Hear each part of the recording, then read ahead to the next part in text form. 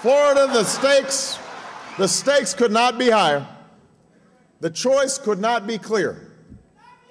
I love you back. But still, we know that bringing the change we need won't be easy. You know, we know that we're up against powerful, entrenched interests, the status quo in Washington that will say anything and do anything and fight with everything they've got just to keep things the way they are. But I think we're up for the challenge. We've been through tough times before. We know what it's like when the economy is not working for us. We know what it's like to scratch and claw and struggle. And Americans, you know, we've always been willing to work hard and sacrifice to make things better for the next generation. That's why I'm standing here today, because of what my mother and grandmother did for me, because of their hard work and sacrifice and unflagging love. That's why all of us are here today, because the women who came before us, who reached out for the ballot box and raised families and traveled those lonely roads to be the first one in college, or the first one in the boardroom, or the first one in the courtroom, first one on the battlefield, first one on the factory floor, first woman president of a university, first governor of Arizona, first woman governor of Kansas. Women like my friend Hillary Clinton, who put 18 million cracks in that glass ceiling so that my daughters and all our sons and daughters could dream a little bigger and reach a little higher. Now it's our turn.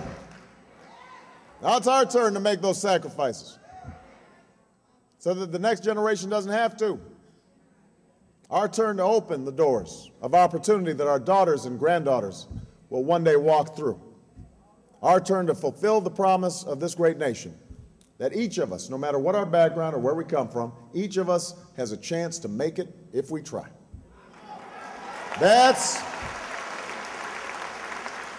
what I think about when I meet folks on the campaign trail, hearing their stories, finding out how hard they're working, you know, their modest dreams for a better life for their children. That's what I think about whenever I get a chance to tuck my girls in at night, how I want them and all our daughters to have no limits on their dreams, no obstacles to their achievement, no goals beyond their reach, how I want them to have opportunities their mothers and grandmothers and their fathers and grandfathers never could have imagined. I hope you'll join me. I hope you'll walk with me so that we can turn the page on the failed policies of the past.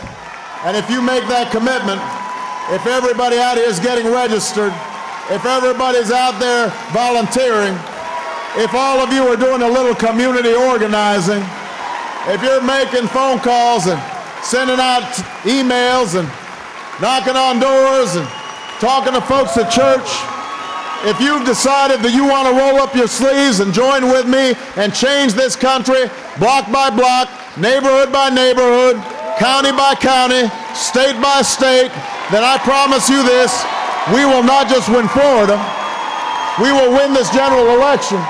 And then you and I together, we're going to change this country and change the world. Thank you, Daytona Beach. God bless you.